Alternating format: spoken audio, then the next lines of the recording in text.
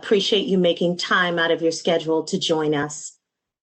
Since the first U.S. diagnosis in January of this year, COVID-19, a coronavirus with nearly 5 times the death rate as influenza, has impacted the physical, mental, and economic well-being of the general United States population, with a particularly painful assault on our elders, frontline and essential workers, low-income and rural communities, and people without safe and affordable housing or access to care.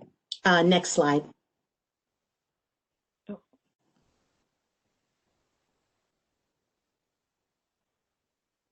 Yes, next slide, please. COVID-19's disproportionate harm on persons who experience historic vulnerabilities, Indigenous tribal members, Black, Latino, Asian American, Pacific Islander, Hawaiian, and Alaska Native populations should be considered in the context of a failure to coordinate national strategies, strengthen our public health infrastructure, and invest in community organizations, along with the denial of the impact systemic racism would have on infection rates and death, confidence in our health systems and messaging, and access to resources needed to protect human life. The last 12 months have shown that America is not collectively affirming and prioritizing the dignity and worth of all human beings. The way forward must be built with community knowledge, voices, and in authentic partnership. Hope in the power of widespread vaccine distribution and uptake brings to us a challenge and an opportunity to change our idea of normal, to invest resources, build trust, and expand access and ensure equity. That is why we're here today. Equity can also be expressed as justice, ensuring fair treatment, access, and opportunity for advancement and outcomes for all individuals and communities. Equity and social justice are central values of the National Association of Community Health Workers, where I'm proud and humbled to serve as the executive director. Our membership organization has a mission to unite community health workers, including promotoras de salud and community health representatives across geography, sector, and ethnicity to support communities to achieve health, equity, and social justice. The mission and strategies you will hear about today from national leaders also will center equity. Our objective today is to offer insight into why health equity should be centered in your vaccine work, examples of equity-driven approaches during COVID-19, and takeaways to inform your initiative. I'm so proud to be the moderator of this critical event. I want to highlight here, as you were taking in some of these images from amplifier.org, an incredible global movement to ask artists to inform strategies and messaging and connectivity relevant to communities across the globe. That you also support these artists and messaging that centers community preference, perspective, and history. And now I'm so proud to open up the webinar to our panelists today. I want to, in advance, say thank you so much to Nia Aitato, to Carly Batthart Bull, to Tiffany Donaldson, Maria Lemos, Janelle Rafal. Thank you so much for bringing your whole selves and many voices with you onto the webinar today. Next slide, please. Let's begin with Tiffany Donaldson from the Connecticut Health Foundation. Welcome, Tiffany. Hi, thank you so much. And thank you for inviting me to be a part of this webinar. I'm excited to be here. This subject around COVID-19 as well as the vaccine is near and dear to my personal heart and also to the heart of my organization. So just as a brief background, I am from the Connecticut Health Foundation, where I am president and CEO. Our foundation is a statewide organization, and we are the largest independent health philanthropy. And we are focused on assuring that all people in Connecticut have access and the right to live their healthiest lives. We as an organization, starting in 2014, named race. So we are explicit about focusing on populations of color here in Connecticut. And our goal is to take a systems change lens to that, changing policy and legislation as well as practices that impact the health of people of color in particular. Next slide, please. So when I say I'm from Connecticut, a lot of folks say, why are you focused on people of color? Connecticut is healthy. And I think this is reflective of most states. In all states, and even when we're deemed healthy, if you tear and look at the details of the data on populations of color, Connecticut is the fourth healthiest state. However, we are also the 41st state as it relates to disparities according to America's health rankings. And why is this? And this speaks to what Denise started us with, which I greatly appreciate, is that we have to pay attention to all populations and their needs in order for us to develop interventions that are important for health. We started as a state as the 41st in disparities. And so you can imagine then how COVID-19 impacted our communities across our state. And as we look at the data for the Department of Health, which provides data to us on a weekly basis by race and ethnicity, our state has been ravished by COVID-19, as many of us all, but disproportionately, African Americans and the Latinx community have suffered more from COVID-19 and have died more from COVID-19. We commissioned a report in partnership with one of our organizations, Data Haven, around health equity, but also the impact of the health disparities in Connecticut and the impact of that on COVID-19. And I put a link in there if anyone is interested in seeing more data around this, because although we're speaking about Connecticut, I'm sure it's reflective of most states around the country. Next slide. As an organization that's focused on people of color, we knew that there was going to be significant impact to our communities. And as I alluded, the data has already shown that. So we immediately commissioned some ideas on what we can do in order to assure that people of color don't continue to be more impacted by this horrible illness. And we commissioned 4 recommendations. And again, I provided a link, but I wanted to focus on one particular piece related to the response for COVID-19 that then applies to the way we think about the vaccine response. One of the things that we have always focused on, and one of the things that we continue to ask ourselves, is how do we better connect community to the resources and to the needs that they have that's outside of the hospital walls. We all talk about this, and some folks call it the social determinants of health. I like to call it the social drivers of health, because nothing should be determinate. We should be able to change things in order to improve the lives of others. And one of the key components that we have invested in as an organization from the beginning and continue to see as an important intervention is incorporating community health workers in the healthcare landscape.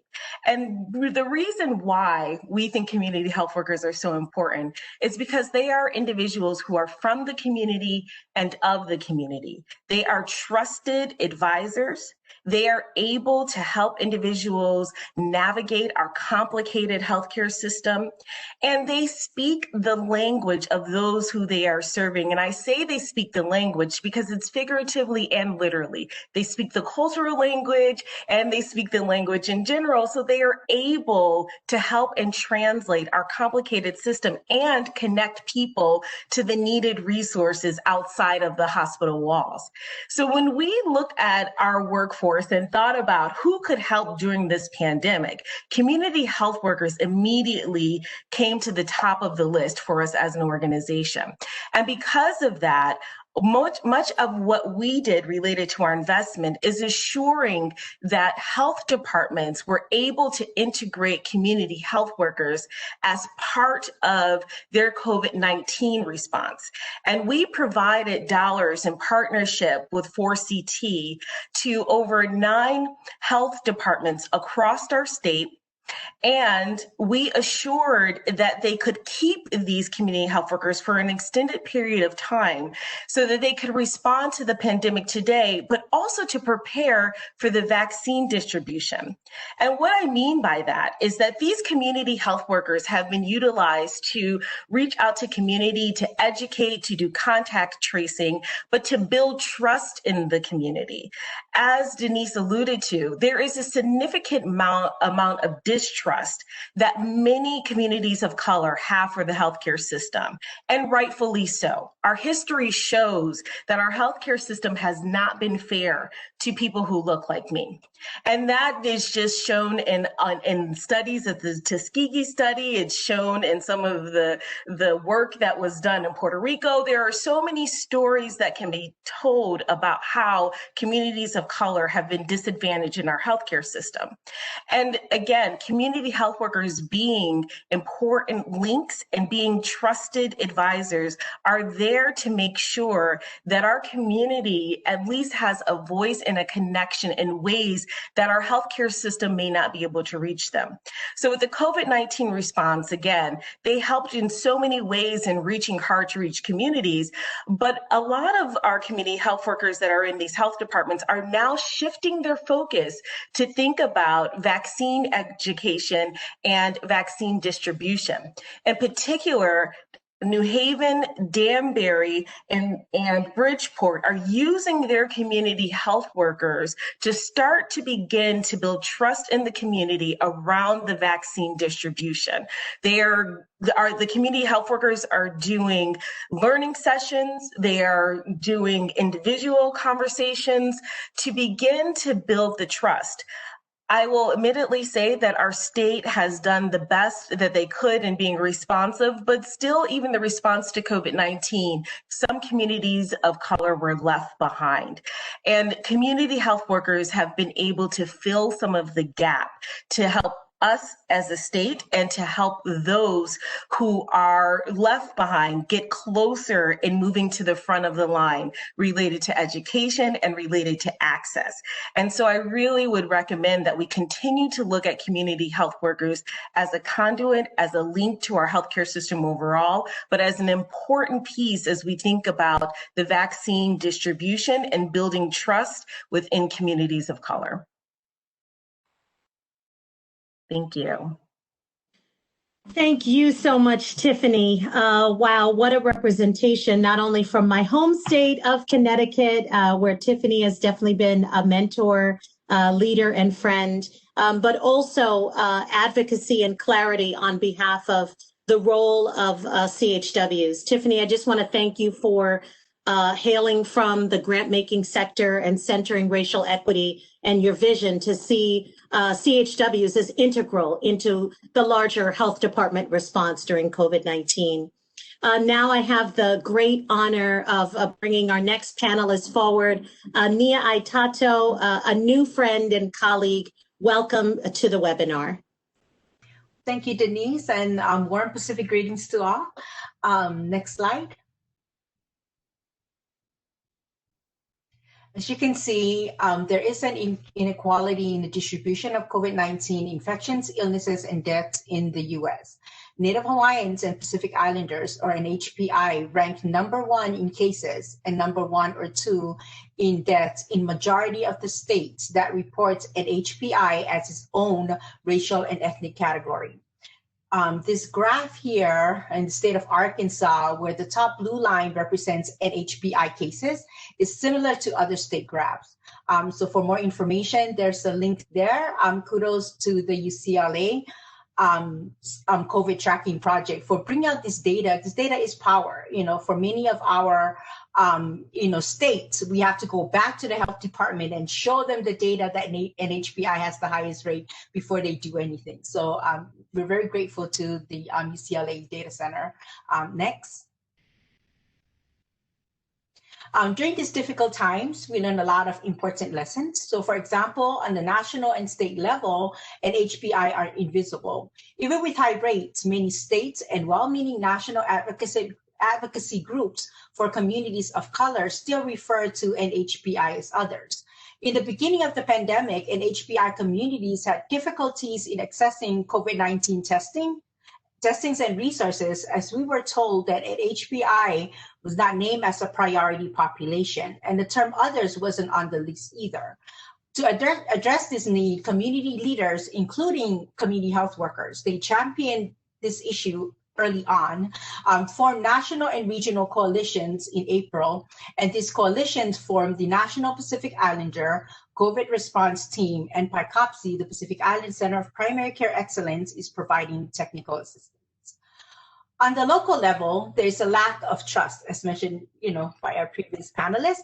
COVID-19 information and guidelines are from the same organization that we have historical issues with.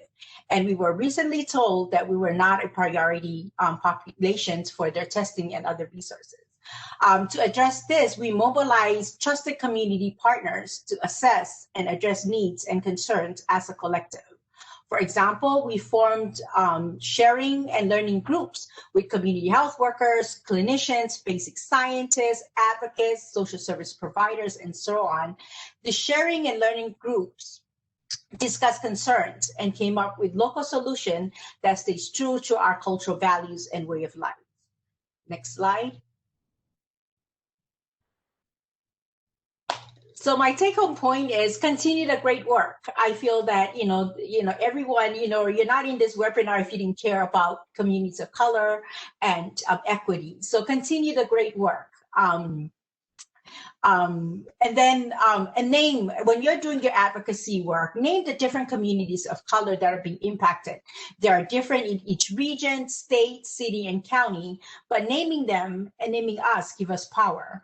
On the local level and community level, provide training and technical assistance to support partners who are providing direct services. We rely heavily on our community health workers as trusted leaders, but at the same time, they have a lot of needs. They have a lot of concerns also. So by having these learning session and discussion, we're able to unpack those. So in our culture, we call that talanoa. So talanoa is just imagine having a ball of string that's all tied up and all messy, and talanoa is a process where each individual take a side, and trying to untangle that, right? So community health workers, they are our leaders in the community, they're well trusted, but they also need to be in that space where we're discussing solution. And according to our community health workers, the most valuable resources that they have at this point when we talk about testing and then even vaccine is having trusted doctors and nurses who are also from the community on their side to provide them training and then consultation. So consultation is key in a sense where when they have a question at 2 p.m., 3:30 p.m., when a community member is asking and they don't have the answer, they actually will have access to our panel of nurses and doctors that can help them provide answers to the community. So again, thank you, Denise and the group here for opportunity to share our best practice and lessons learned in the Native Hawaiian Pacific Islander communities. Thank you so much, Nia. Wow. There's a lot there, and I know we'll have time to unpack it and also hear the reflections of some of our participants. I just appreciate you bringing forward this data that is revealing real human impact behind the numbers of COVID-19 and lifting up this othering and generalizing of our fellow neighbors and citizens in data collection that's happening across many different states, because it really does result in a lack of rapid response to real need. And we've got to confront the need to aggregate data and be accountable, not only for robust data collection, but for responding to the needs that are presented in this data. Once again, we heard that CHWs are an integral part of unraveling these problems and finding solutions. So I'm grateful for your input and looking forward to hearing much more. Now I'd like to bring forward in the webinar our next panelist, another new friend and colleague. Welcome, Carly Batthart Bull, to the webinar today. Kidamaya Denise. Hami takuyepi ishkamwatian kapie Carly Batthart Bull emakiapie. Hello everyone. Happy to be here. Happy to see some of you. Sorry I can't see others. My name again is Carly Batthart Bull.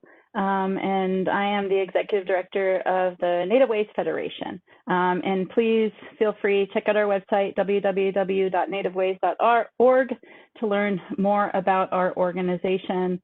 I'm a citizen of the Flanders Santee Sioux tribe in South Dakota, and I live in Minnesota. And I'm here to share my perspective on the needs regarding health equity as it relates to Native communities, in particular with the vaccination. If you can go to the next slide, please. So Indigenous people of this land are being disproportionately impacted by COVID-19.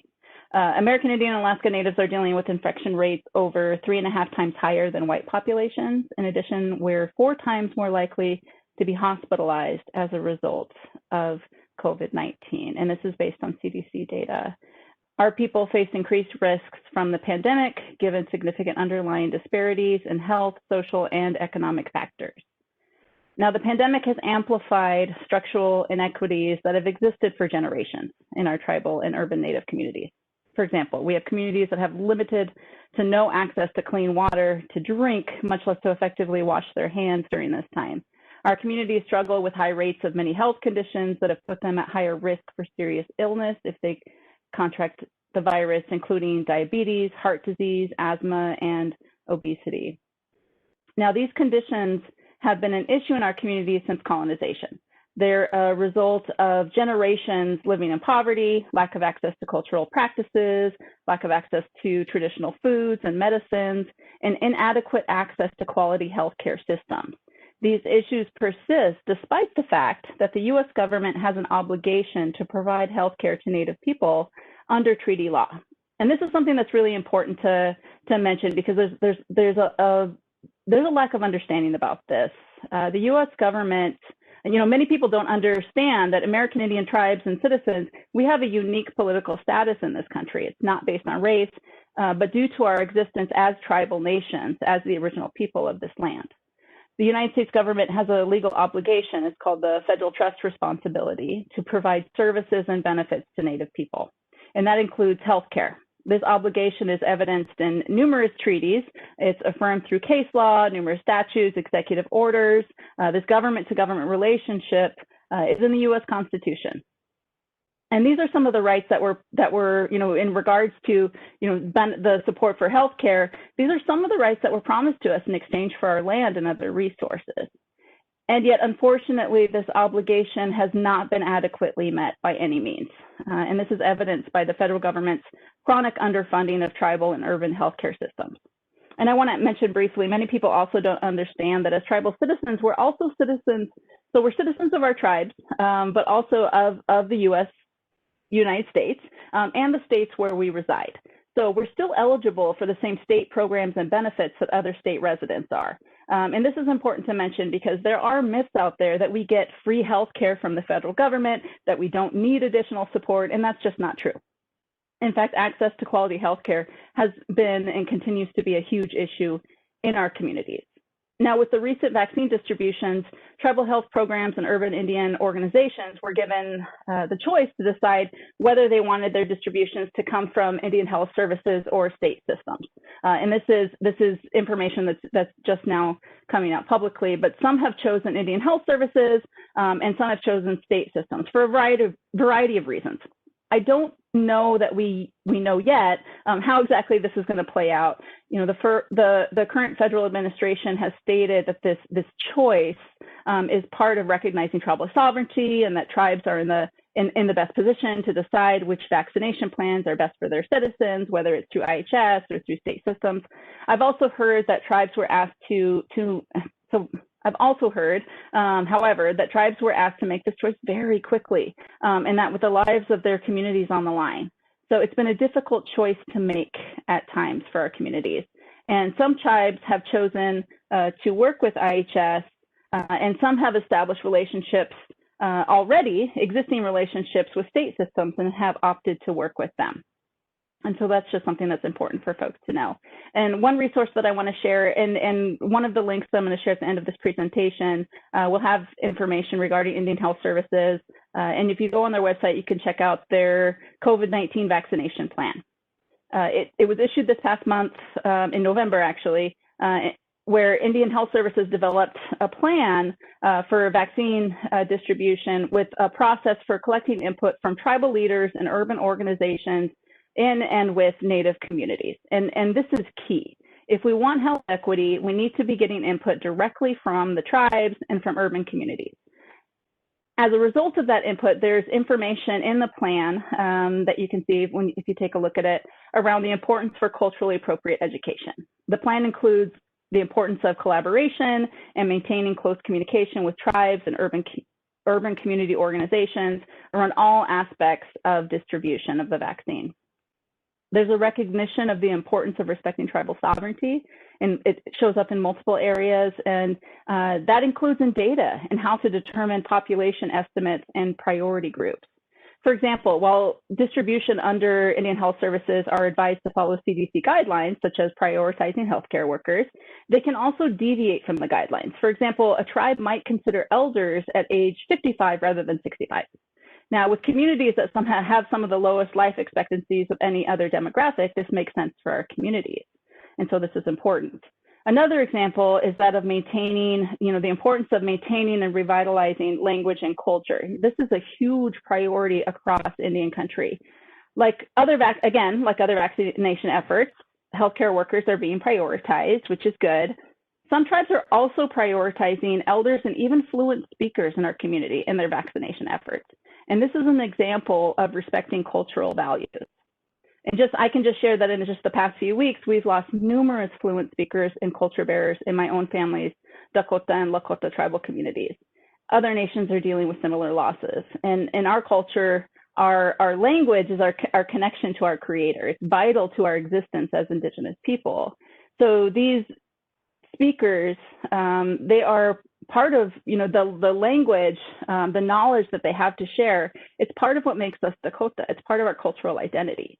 And we've been struggling with the issue of losing our language for years.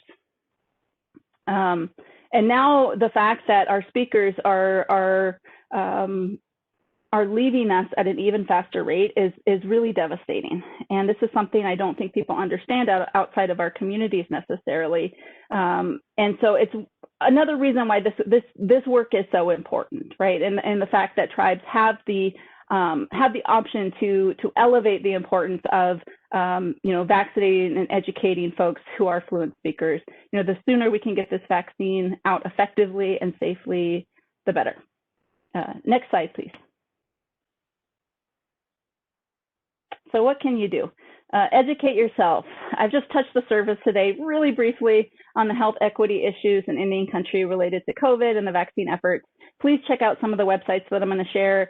Share this information and these resources with your colleagues. The lack of knowledge about our communities and the issues we face continues to be a significant barrier for us. And this is something that other folks shared as well as a significant barrier for other communities of color as well. Again, I'm also going to emphasize the recognition that there's a history of distrust in American Indian communities of the federal government and of healthcare systems in particular. Engaging with tribes and community organizations around culturally appropriate education related to the vaccine is key. Given the history of mistrust of the federal government, historically underfunded healthcare systems, which have resulted in lack of adequate care. People in my community who have faced extreme racism in the healthcare system. We have examples of well-known forced sterilization of Native women. There's all sorts of stories out there that have resulted in our people having a lot of distrust of healthcare systems. And so this is a real concern right now amongst healthcare practitioners in Native communities, that some tribal members might decide against the vaccine when it becomes more widely available. And so culturally relevant education is going to be very important for these reasons. So please reach out to Native organizations, healthcare programs, tribal and urban, find out from them how you can help or what good local community resources are that are the closest to the communities and have the best knowledge of what is needed. We need good, reliable data. That's something that was also mentioned. The misclassification and absence of clear data in our communities is problematic. Our members are relatively small, so we're often, similar to what Nia was talking about, we're often relegated to the other category. And this is an area where you can help advocate for change. Join advocacy efforts in support of Native interests and take a look at some of the links. Actually, if you could just move on to the next slide. Here are some links to some Native organizations. This is not a comprehensive list by any means. And if you have other ideas for other organizations, please feel free to share them in the chat. But these are folks that would be great for you to engage with, to have an understanding of how to connect with them and better understand of how you can advocate and support Native communities. And I've also shared my contact information if folks want to connect with me. So with that, Wopita Tanka Atuchiapie, immense gratitude to you all.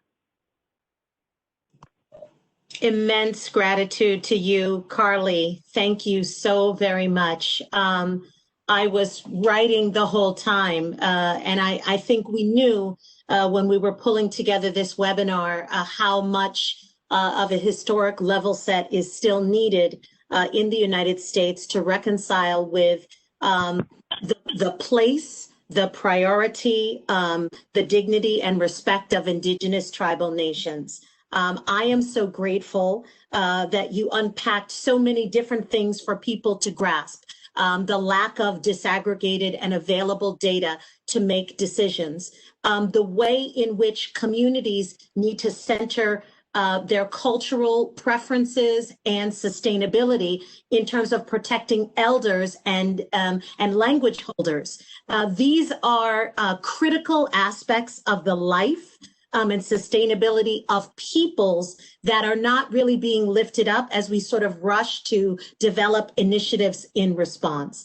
So many other things. You talked about the dual citizenship and the presence in rural and in urban communities, and how urban centers, hospitals, and FQHCs and other providers also need to recognize that they are serving Indigenous tribal members. So there's so much here. We're going to get to more of it during the Q&A, and I'm sure the participants are also trying to organize their thoughts around all that you shared. Once again, we heard that community health representatives who are CHWs, Indigenous to tribal nations, serving on tribal nations, many of them home after working in response to COVID-19 to homes without electricity and running water. So when we talk about frontline workers, when we talk about essential workers, we cannot lose anyone as we begin to wrap our arms around this problem. And I heard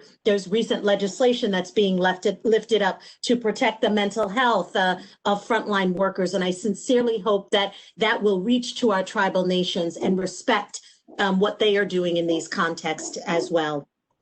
I should move on because there's a lot here. I want to now bring forward in our webinar our next presenter. Full disclosure, she is also a board member of the National Association of CHWs. I do call her a mentor and friend. The Executive Director of Vicini Compromiso, Maria Lemos. Thank you so much for joining us, Maria.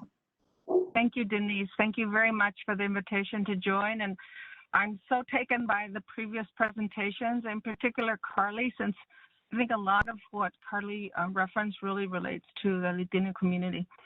And if you look at our first slide, Vicini Compromiso is a national network of promotoras, community health workers, community leaders. We call them trabajadores comunitarios, which are really those people in the community who day-to-day work to provide information, education to our other community members. Not necessarily in the Spanish-speaking Latino community, but also Spanish-speaking and English-speaking community and indigenous communities within the Latino spectrum. Vicini Compromiso supports the transformational work of promotores, trusted community leaders who reach our most vulnerable residents during COVID-19 and vaccination efforts. We are really, so we are celebrating 20 years this year. Vicini started as a very small organization of women leaders in the community, promotoras, who wanted to share information and continue to support and advance the knowledge in our families and in our communities. Since then, we've grown in California and across the nation because we center on those men and women, mostly we're about 95% women, who really are the ones who have what we call espíritu de servicio, the ones who are always out there. They're from churches, they're from resource centers, they're from Girl Scouts. While we say promotoras de salud, a promotor is really anyone in the community who is supporting and giving information. And what we have done over the 20 years is provide constant education, leadership, and advocacy. So what you have now is what we call an army of promotoras who are ready to engage in different topics. The first slide, you'll see pictures of some of our beautiful leaders. And what I'd like to note here is that the Latino community is very diverse. We are English-speaking, we're Spanish-speaking, we are indigenous, we are younger, we are older, we are men, we are women, and we are Afro-Latinas. So we're a very diverse community. We're from different countries, and the language that's spoken in Peru could be different than if I go to Texas and somebody's talking to me in the Valley. We're very diverse, and I think that's an important piece as we start to look at strategies for COVID-19 as well as for vaccination. In reaching our communities, it's not one simple message. It's not one simple language, and it's not one simple person who can do it. It really is looking at the community, what the needs are, and how it is that we're going to approach them. And this diversity of faces that you see is how we implement that. We really look at the local community that we're trying to reach. What are the resources that are best for them? What are their needs? How is it that we can bring somebody who's a leader or who's well recognized into the fold? Provide them with all the resources necessary, and then let's work with community to figure out how it is that we can get that information out. If you go to the second page, to the second slide, there's a picture of Maria Luisa, who's an example of a promotora in the Central Valley. Maria Luisa exemplifies the person who comes and who wants to learn. And by building that leadership, then she changes and she influences her family and she influences her community. This is really important to look at Maria Luisa, because if we're trying to go to a farm worker community in the hills in Tulare County or Madera County, where they only have one little pit stop and there's just a bunch of houses, and you try to go in there to get either vaccination information, flu information, or COVID-19, they're not going to respond to just anybody who walks in there, but they will respond to Maria Luisa because she's established a relationship with them. She knows maybe somebody's cousin, and or she's able to walk in and they'll embrace her and they'll say, okay, let me listen to you, but these are my concerns. Can you take them back? And how can you help facilitate the information that you're bringing? This is a really important component that is not usually that's not usually discussed when we talk about the community health worker work. And I want to amplify community health workers to also include promotoras and CHRs, and both in the English, Spanish, and indigenous communities. And if you go to the next slide, you'll have a little bit of an example of some of the things that we're doing. We're very active in many counties with COVID-19. Either we're doing door-to-door. In some counties, we're still doing that. In example, in LA County, we had to totally shut down because of the pandemic. But we're doing a lot of virtual training. So you'll see up on top an example of some of the information that we're doing virtually.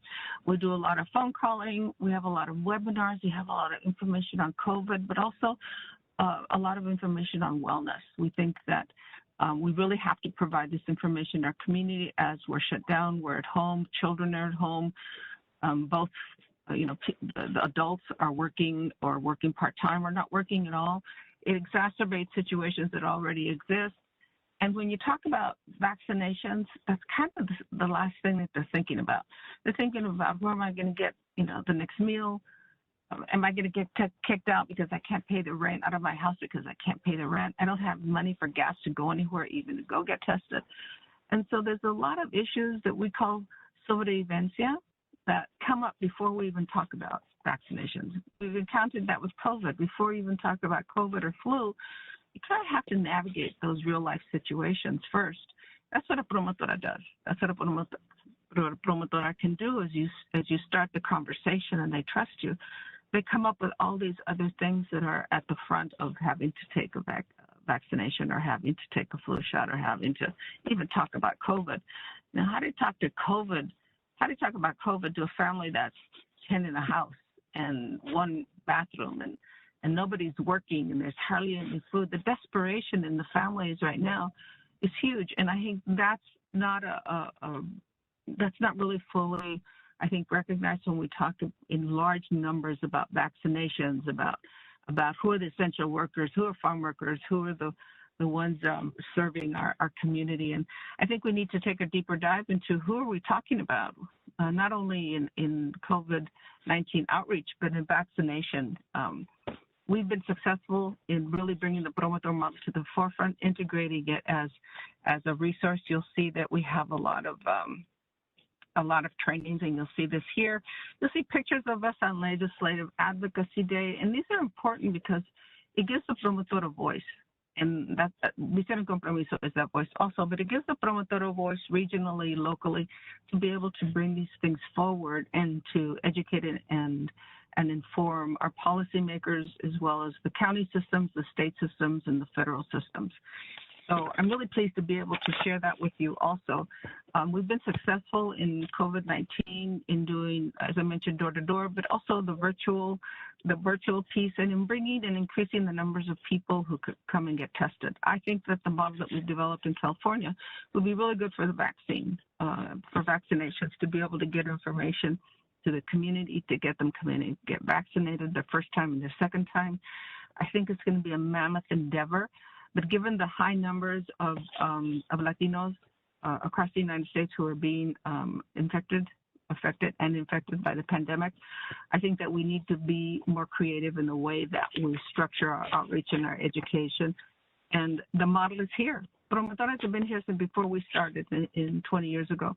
We have a collective voice. We have a system across the United States. I think it's important for agencies to look at those community resources, to look at CBOs that already are providing service in the community. Without CBOs, we say that going to scale is partnering with community. There's just not enough institutional support to reach all of our communities in need. And if you just think about Latinos, I'm a native-born here. My parents are from Mexico. My gosh, there's a lot of us in the United States. And I love that we're here. But to reach us in our suburbs, in our cities, in our rural areas, I mean, I travel up and down just California. I go to all kinds of states. We're everywhere.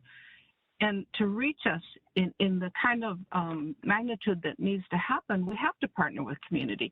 We have to partner with the CBOs who are already on the ground, who've been doing this work for a long time. We have to partner with promotoras, trabajadores comunitarios, leaders, whatever the title is, who've been doing this work, and not necessarily in public health setting, but across sectors. We've been there, as I mentioned, in Girl Scouts. We've been in resource centers. We're everywhere. And not to narrow the scope of who we are, but to let us expand and grow and to support the movement. The last page really is talking about that we believe in a healthy and dignified life. What you'll find is that with most grassroots organizations and most promotoras, that's what they believe in, and they will jump in and do whatever you want them to do. They'll jump in and find the best way to do it. They'll jump in and help our community, and they'll jump in and help with COVID and vaccination. And that's what I think the message I'd like for you to take is that we're already a group of volunteers for the most part, although I think we should be paid. So please, when you do your budgeting, really pay promotoras. These promotores are being laid off also, and they are in dire straits right now. And so I would consider that you would look at the promotores as an army of us out there ready to be, quote, deployed and ready to help our communities. Thank you, Denise, very much. And I love your equity discussion at the beginning. I think it was really on target. I'd love to see you publish, put that in Nacho somewhere. Thought it was really good. Thank you, Maria. Thank you so much for joining us. I know that we are rounding the top of the hour, and so I'll highlight just a couple of the many things as I know you all are taking notes. I noticed the holistic approach that Maria showed as she talked about building the capacity of the promotora, that person who is giving from a heart of service, of compassion and deep trust. That spirit of service is applied to developing locally sourced strategies that build the capacity of then families and communities.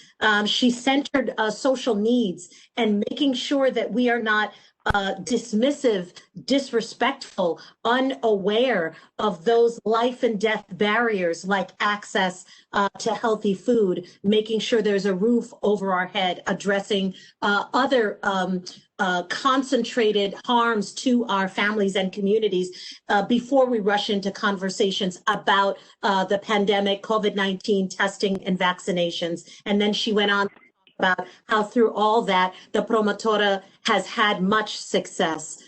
So there's a partner there for you, not only in California, but in many parts of the world.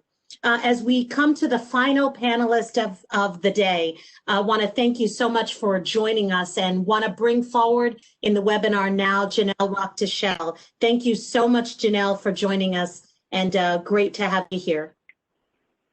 Thank you, Denise. As you mentioned, I'm Janelle Rafal. I'm from the Camden Coalition of Healthcare Providers in Camden, New Jersey. Also, thank you to all the previous panelists. I think they did a really great job of addressing the historical mistrust in communities of color and why it is really important to center equity in this work. At the beginning of the pandemic, everything was moving very quickly.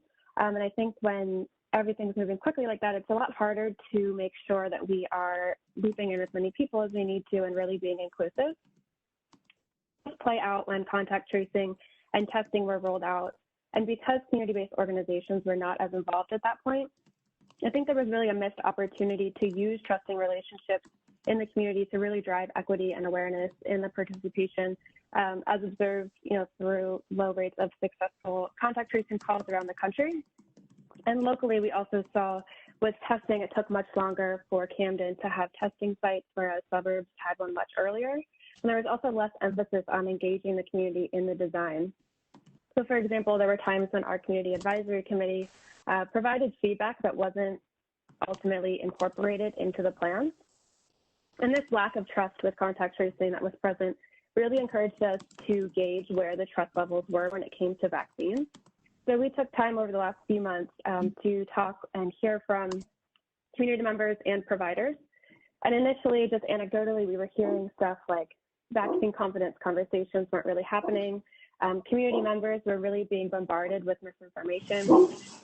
A lot of physicians didn't think that they were the ones the community wanted to hear from. And then there were also just some leaders that were really resigned to the idea that our community just doesn't want vaccines and that's the way that it's going to be. But given the position of the Camden Coalition in our community, we've been around for about 18 years and have some really strong relationships in our community, many of whom sit on our board. So we were well positioned for a community-based approach to really diving into the story behind this vaccine hesitancy that we were hearing about. So we decided to put together surveys to collect information about the knowledge of vaccines in our community, the concerns that people had, where people were getting their information from, and who or where they trust most or might prefer to get their information from moving forward. The survey design was created with input from our Community Advisory Committee. You can see a nice picture of them there on the right. We met with them in the early stages of our project to really discuss the format and content of these surveys, as well as the eventual rollout plan. The surveys were interview style, so you can see a screenshot there on the left of what that looks like for our interviewers facilitating those conversations. They took about 10 to 15 minutes to complete. And we decided to do interview style, understanding that a lot of this is sensitive and nuanced information that wouldn't likely be captured very well in a self-administered survey. And then we also included 2 sections to the survey, one on routine vaccinations, so with a focus on adults that included flu, pneumonia, and shingles based on age group, and then a separate section on COVID-19. So not only did that allow us to capture the differences in misinformation and concerns with a new vaccine, it also gave us a bit of a baseline when considering the COVID vaccine compared to vaccine confidence overall. So once these surveys were constructed, we identified partners who already had established trusting relationships with a variety of our community members to be trained to facilitate these conversations. These groups ultimately leaned more heavily, on the social service agencies, who we very quickly realized had a lot more capacity during the pandemic than our clinical partners had, and they also have relationships with community members that don't necessarily touch traditional healthcare and might have some more complex barriers. So these partners for us included Camden Area Health Education Center, or Camden AHEC, which is a harm reduction organization, and they were able to interview individuals living with HIV, individuals who use drugs, amongst some other groups. Our Camden County Department of Health, who was doing door-to-door check-ins in our community at the time. Birchwood Pediatric Mobile Services, a mobile van that sets up in various locations in our area. Cooper Primary Care, Southern New Jersey Perinatal Cooperative, who service pregnant and parenting individuals. Northgate 2, which is a housing complex, which also provides social services to their senior residents. And then finally, our own internal teams who work with people with multiple chronic health conditions. Those who are recently housed or chronically homeless, individuals being screened for social determinants of health, and then also our community advisory committee as well. So overall, the design of this project really allowed us to gather information that is specific to our community and can help guide interventions to ultimately improve vaccine confidence and promote equity throughout the rollout phase of the vaccine. We do plan to present the data back to the community once it is ready, and really bring together clinical providers and social service agencies, as well as the community members into the same discussion. We also received feedback in prior work that relaying this information back to the community is something that's really important so that they feel their voices are being valued and action is really being taken when they participate in something like this. So if you go to the next slide, I just have a few actionable takeaways for today. First, consulting with the community early in the project design process really helps to center equity and strengthen relationships. Leveraging existing trusting relationships allows for deeper and more meaningful conversations with community members. Using the data and community voice to guide intervention design ensures that solutions are community specific and more likely to succeed. And finally, closing that loop by reporting back to the community really opens up communication and also demonstrates that their voices are being valued. Thank you so much, Janelle. I just want to thank all of the panelists for the depth of content and the sincerity of your delivery today. Janelle lifted up best practice that really was informed by other experiences around testing and contact tracing in the pandemic. There are many lessons that we have to learn here.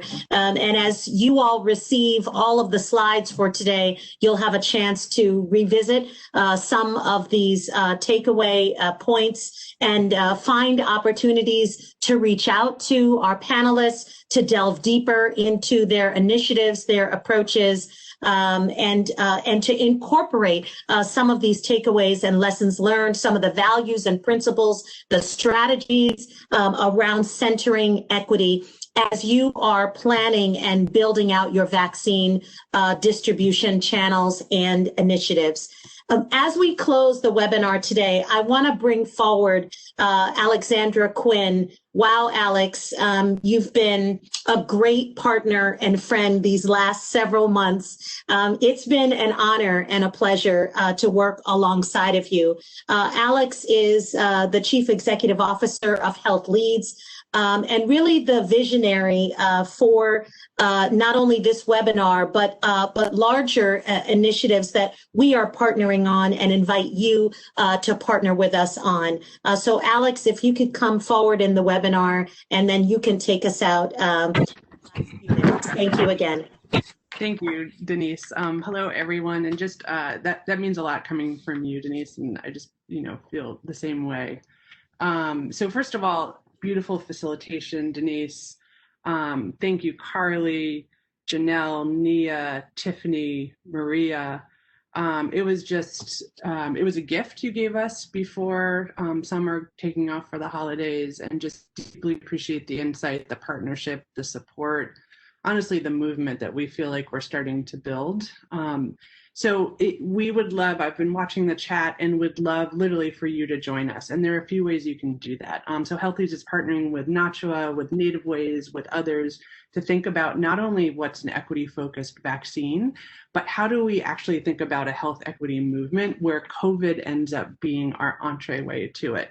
So one way that you can just join in with us is we worked with about 20 other organizations, partnered with to co-write a joint statement around equity-oriented vaccinations. And I'm going to drop that in the chat. So take a look at it, sign it, give us feedback on it, spread it.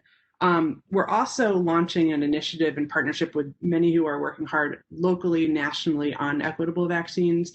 And we're really asking ourselves, how can we support those in community who have to make a decision about the vaccination? I saw one chat about how do we center on people?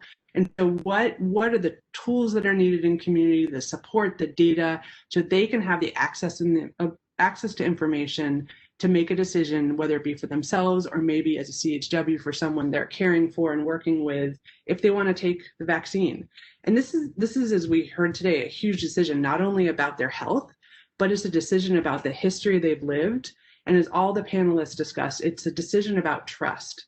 And so the way we are basically thinking about this is how do we, through convening, advocacy, connecting groups that are already working on COVID response and the vaccine locally and nationally, how do we join them together to really center this movement on community? So if you'd like to join us, if you want to read more about the initiative that's on our website, we are thinking about this as a leaderful movement. There's not one of us that can do this on our own.